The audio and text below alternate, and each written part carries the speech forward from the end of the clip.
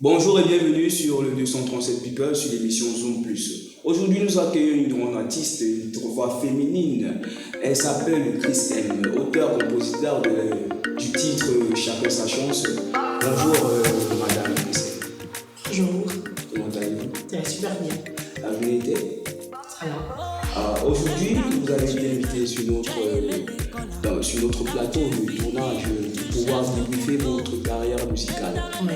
Aujourd'hui, on a fixé un programme qui va pouvoir détailler tout votre parcours du début. Bon, c'est pas du fin, donc du début jusqu'au milieu. Jusqu'à présent. Ah, d'accord. Bon, nous allons parler de votre biographie. D'accord. Votre nom, comment vous appelez, votre nom sur l'acte. Mélanie Christelle. Mélanie Christelle, elle est née en quelle année? 1995. 1995. Quelles ont été les études de Novici, Madame Novici? J'ai fait la section anglophone déjà. J'ai fait le primaire, j'ai fait le secondaire. J'ai fait l'université aussi. Je suis diplômée en gestion des ressources humaines. Oui, dans nos recherches, nous avons pu savoir que vous avez fréquenté avec l'artiste local. Oui. Et c'était dans quel établissement? Lycée bilingue d'application. Lycée bilingue d'application, une très belle école. Ouais. Moi, je crois que je devais aller là-bas, mais j'ai fui. Parce qu'il y avait un surveillant qui nous foutait là-bas. Bon, au niveau des études primaires, universitaires, vous avez fréquenté où? Stade, à Fouda? Oui. Ah, d'accord. Et en quelle année l'artiste Chris M, Madame Novici, débute dans la musique? En réalité, j'entre dans le milieu professionnel de la musique en 2013 grâce au concours Homo Casting qui avait pour but de recruter des jeunes chanteuses, voilà, que j'ai fait et j'ai été retenue parmi les finalistes, donc j'ai fait partie du groupe Mo Girls. Mo Girls, oui, et les Mo Girls, elles étaient composées de combien de Mo Girls? De 3. 3 Mo Girls. Oui. Et jusqu'à aujourd'hui, comment ça s'est passé? Disons que c'est une très belle expérience que j'ai vécue. J'ai aussi beaucoup appris parce que je suis entrée de manière naïve dans le milieu du showbiz. Mais mon passage là-bas a été riche en apprentissage, c'est ce que je peux dire. Riche en apprentissage. Oui. Bon, dans nos recherches encore, nous avons pu savoir que vous avez tourné un titre avec le célébrissime, l'immensissime Tidiane Arafat. Oui. C'était en quelle année? C'était en 2014. Et le titre, moi je donne le titre, c'était Secouez-le. Oui. Un son que je dansais, ça passait sur Trace Africa. Oui. Ah oui, c'était pour moi, je dansais, je ne savais pas. C'était Mo Girls et tout. On peut avoir les noms des autres Mo Girls en dehors des Christelle. Oui, il y a Ivana Belingamoni qui s'appelle aujourd'hui Believe. Oui, et il y a Justine qui est Justine Etundi. Ah, Justine Etundi.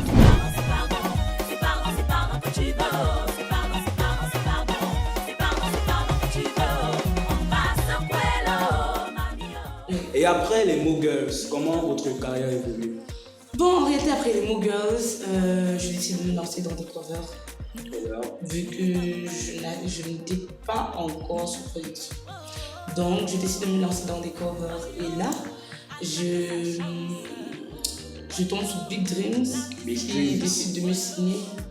Voilà, c'est avec Big Dreams que je commence ma carrière solo. Et sur Big Dreams, voilà, j'étais avec les artistes aussi.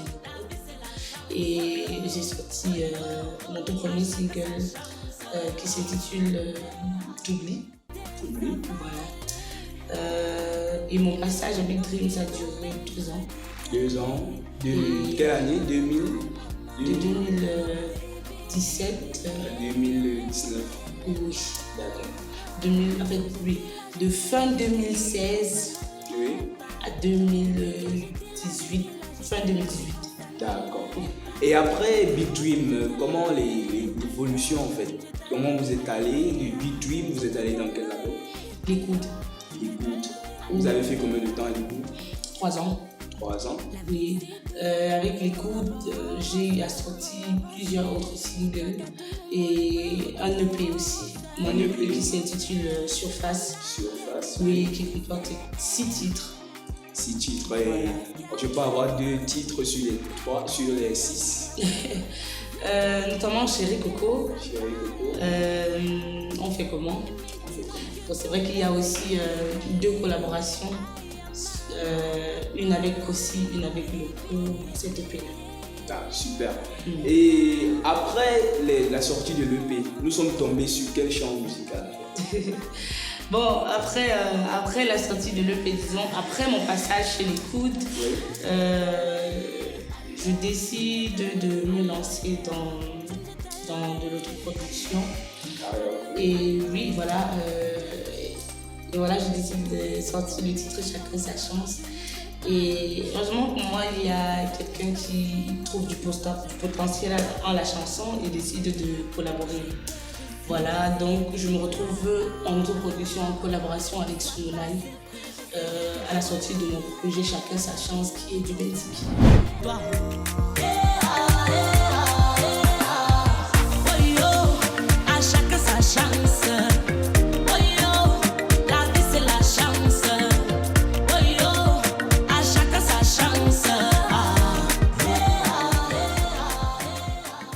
En fait, aujourd'hui, nous devons parler du titre Chacun sa chance, qui a été produit, composé par l'artiste Chris M. En fait, ce titre, actuellement sur les réseaux, entre des parties touchées 1 million de vues. Sur les plateformes de distribution, c'est-à-dire Spotify, Deezer, nous avons fait un petit tour, vous êtes dans les 25 000. Et sur Boomplay aussi.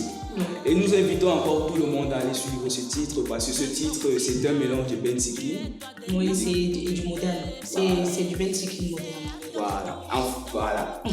Ce titre, moi j'ai dansé ce titre, j'ai cherché artiste, j'ai dit, qui chante.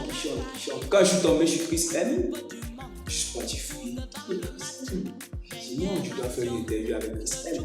Donc aujourd'hui, elle m'a fait l'honneur d'assister à l'interview du 237 People sur Zoom+. C'est d'ailleurs un plaisir. Merci. Le plaisir est partagé. Bon, nous allons faire une revue sur votre carrière, vos objectifs. Actuellement, après la sortie du titre Chacun sa chance, où allez-vous nous amener? En réalité, c'est Chacun sa chance, je tiens à le préciser, c'est pas un coup de hasard. C'est une direction de l'entreprise qui a une suite logique, qui est en préparation et qui arrive. Donc disons que Chacun sa chance, c'est un tout premier single dans le registre Bentiki, mais il y en a plusieurs autres qui arrivent et dans le long terme d'album. Et quel autre style, à part le Bentiki, vous avez pu mettre dans vos projets futurs? En réalité, c'est principalement du Bentiki. Ce qui viendra à côté, ce sera comme du bonus. Et je préfère ne pas dévoiler. Ah d'accord, non, nous sommes d'accord. Bon, nous allons faire une petite revue de statistiques. Sur vos statistiques Facebook, Instagram et WhatsApp. Instagram et Twitter. Bon, sur Instagram, vous comptez combien vous avez? Sur Instagram, je crois que je t'attends 38 000 abonnés. Vous savez ce que représente 38 000 abonnés tous? Oui, ça représente 38 000 personnes qui suivent. Donc imaginez, vous êtes à 38 000 personnes qui vous suivent actuellement sur les réseaux sociaux. Sur Instagram, oui. Sur Instagram et sur Facebook. Je crois qu'on est dans les 83 000 par là. 80 000 si je ne me trompe pas, 83 000.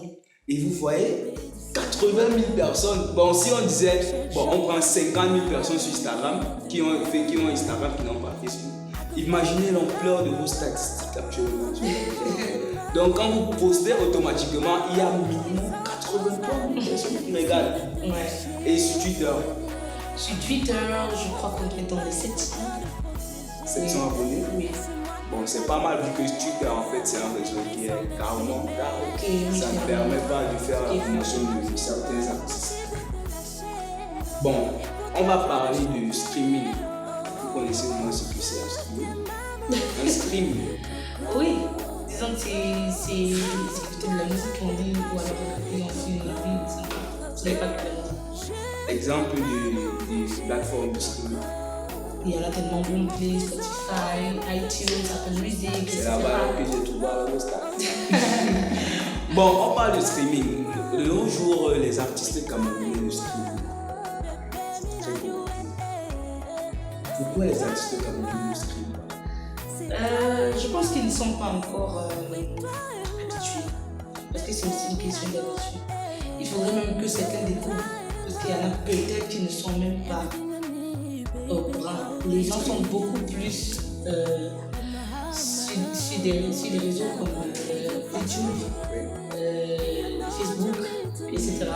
Peut-être qu'ils n'ont pas encore la notion d'aller acheter la musique.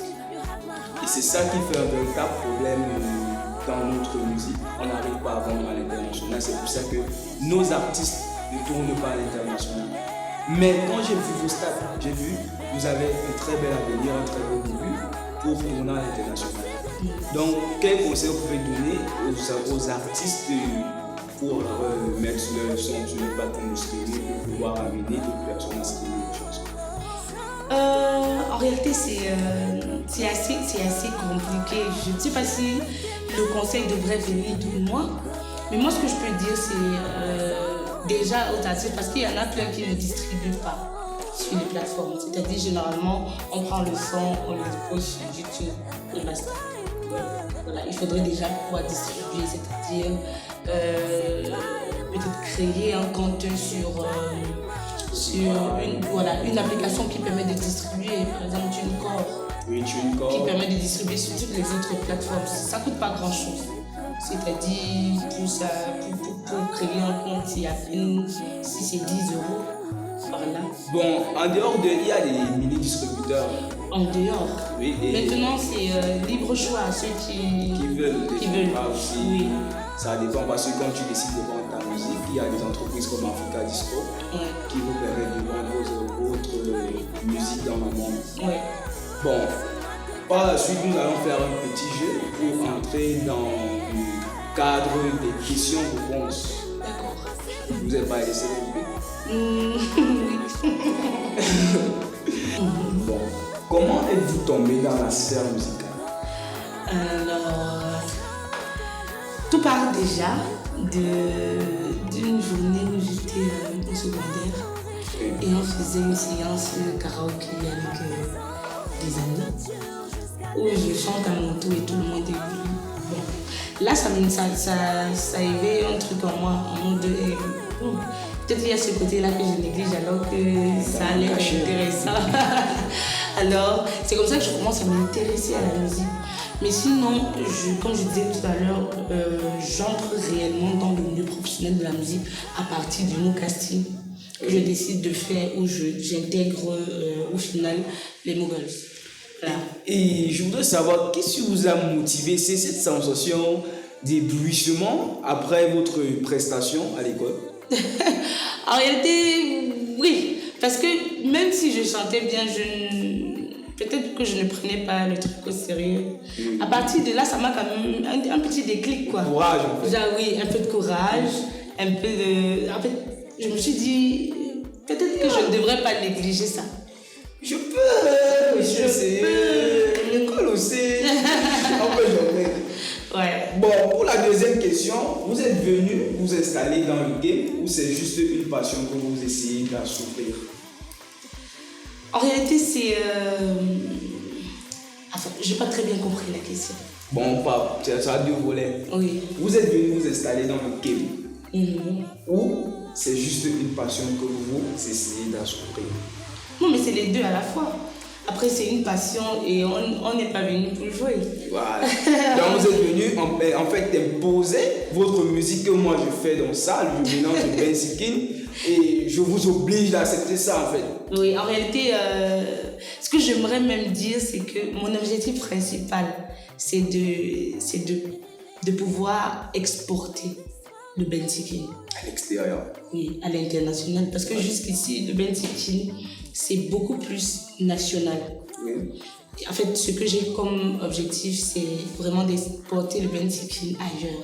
C'est pour cela que certes, j'ai un fond de Benzikin, mais avec des sonorités modernes ici. D'accord. C'est ça. Et si on vous demandait de choisir un artiste mbolé, quel artiste mbolé choisirez-vous pour pouvoir faire un featuring? Peut-être Happy des Foulanes. Happy des Foulanes. Oui. Ou alors Petit Mozart, Petit Malo, Petit Virus, il y a Watou de Souza. Ce sont les petits noms. Que petit je suis, petit virus. C'est un petit qui est grand en fait. Bon, mais en réalité, s'il fallait choisir une personne, je choisirais Happy. Happy des Foulanes, d'accord. Et vous évoluez dans quelle tendance musicale? Ça varie souvent? En réalité, jusqu'ici, j'étais dans de l'afro. L'afro. C'était une variété d'afro, afro-pop, afro-zouk et tout. Mais, comme je disais, ma direction artistique a été revue et nous avons pensé bien de faire dans du benzikin, mais du benzikin moderne. Donc à partir de chacun sa chance, Chris aime faire du benzikin. D'accord. Voilà. Et depuis le début de cette émission, vous avez parlé de votre staff. Donc nous allons prendre un petit temps pour remercier votre équipe de vous avoir orienté vers cette direction qui vous donne la gloire aujourd'hui. Et ensuite, nous prenons la prochaine question. Quelle est votre particularité dans votre touche spéciale dans cette tendance? Oui. En réalité, comme je disais tout à l'heure, parce que je reviens toujours pratiquement aux mêmes choses, c'est que le benzikin a tendance, ou alors très souvent a été fait principalement en langue. Ou alors vraiment pur, c'est-à-dire vraiment très pur. Aujourd'hui, ce que je fais, c'est du benzikin, mais avec des sonorités modernes et un peu de comique. Ce qui rend la chose plus digeste. Voilà. Je dis. Et maintenant, vous avez pu vous introduire au niveau de la chorégraphie. Ce titre, la chorégraphie, et nous prenons une parenthèse pour dire qu'elle est aussi chorégraphe. Vous êtes aussi chorégraphe? En réalité, oui, j'ai été danseuse avant de me lancer dans le milieu professionnel de la musique. Mais lorsque je me suis lancée dans la musique, j'ai mis la danse de côté. Mais pour ceux qui vous avez dit non, moi je vais me mettre à non, mais je reste une danseuse. Parce que dans le clip, vous êtes à l'avant, c'est vous qui faites du geste. Ça reste dans le sang. D'accord. Bon, quels sont les artistes qui vous inspirent? Alors, ils sont talentés. Je suis quelqu'un qui n'écoute pas. C'est vraiment varié. C'est même souvent bizarre. Parce qu'en réalité, il y en a un peu de tout. C'est-à-dire, on peut quitter comme ça de Mato Zambo, on va à Whitney Houston, on va chez Tony Braxton, on vient chez Tiwa Savage, ainsi de suite. Assa, Charlotte Dupana, etc. Anne-Marie, c'est vraiment c'est varié. Bon, et si nous partons uniquement en France, dans le rap? Moi je suis pas. Tu rappes pas? Non, je suis pas du monde des rappeurs. Bon, et si on part aux États-Unis, dans l'afro?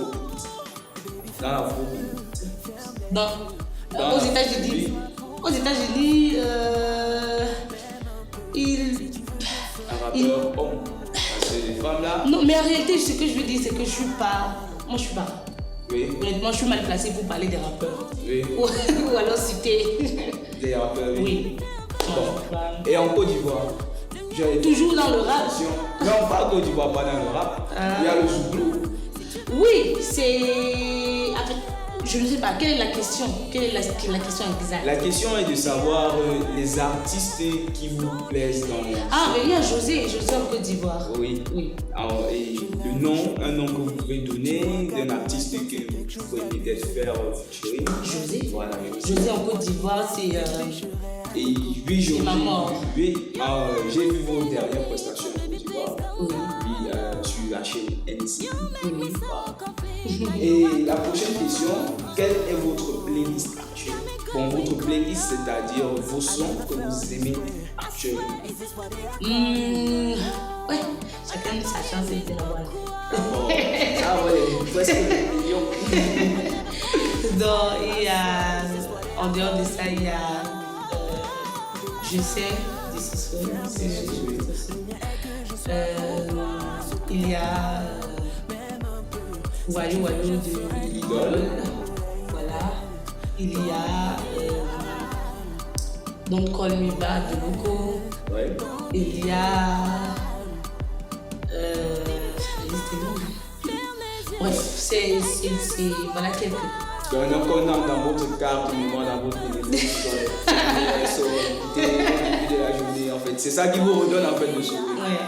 Bon, comment a été la collaboration avec Didier Arafat? Tout le monde se pose la question. Quand j'ai demandé à Arafat sur l'émission, ils m'ont dit, gars, tout le monde veut savoir comment ça s'est passé à Arafat. C'est Arafat, gars. Arafat, c'est pas un gars facile. En réalité, ce qu'il faut savoir, c'est qu'Arafat était au Cameroun pour un de ses concerts. Oui. Et nous avons juste profité de l'occasion parce qu'on avait un single à la main et on ressentait bien Arafat dessus. Donc, le boss du label dans lequel on était, Benjamin Monofon, a trouvé le moyen d'entrer en contact avec l'équipe d'Arafat et ils ont pu s'entendre. Ça a été aussi simple que ça. Donc après l'accord, Arafat est venu en studio, nous avons travaillé, on a finalisé la chanson et on a fait le clip après. Voilà, aussi simple. Vous vous rappelez du jour exact du studio? Non, je ne peux pas donner la date exacte. Du mois. Bon, et on peut dire comment le jour, bon, si on repart sur cette date, ça sera très compliqué. Bon, on part à l'année. L'année, oui. L'année, c'était en 2014.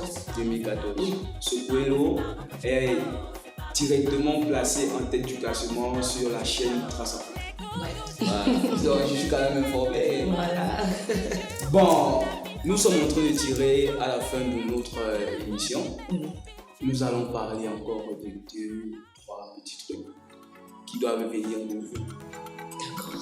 Donc, j'aimerais savoir qu'est-ce que vous pensez de vous en tant qu'artiste. Ce que je pense de moi. Je dirais que je suis persévérante en tant qu'artiste. Je suis. Je sais ce que je veux. Oui. Je sais ce que je veux. Je suis assez patiente. Pour ceux qui le savent, effectivement, avec le nombre d'années que j'ai déjà eu à faire dans le milieu de la musique, oui, je suis assez patiente et tolérante aussi.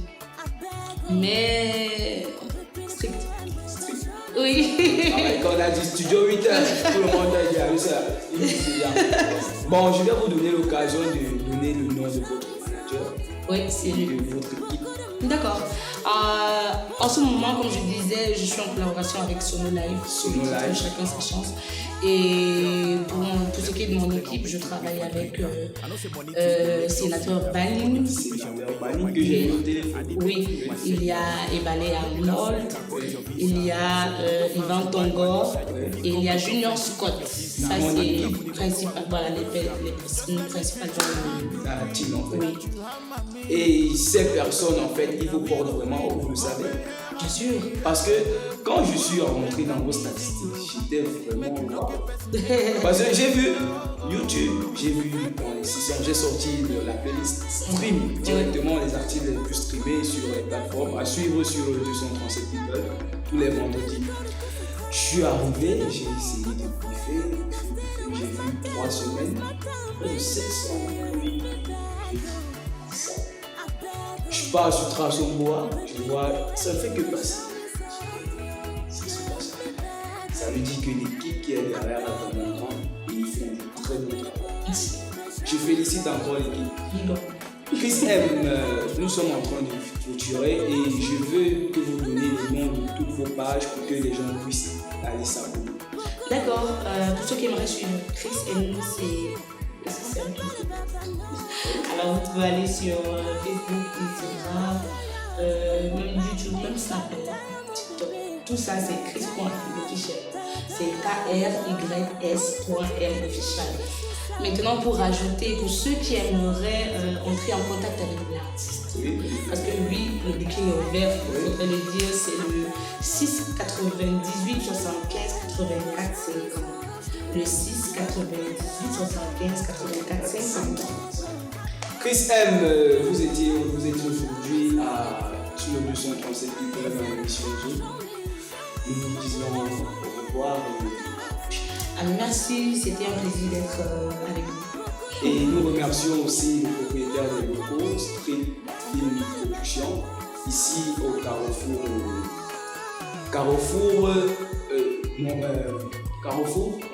Carrefour Cornier, Street Film Studio. C'est ouvert pour vous du lundi à dimanche. À demain.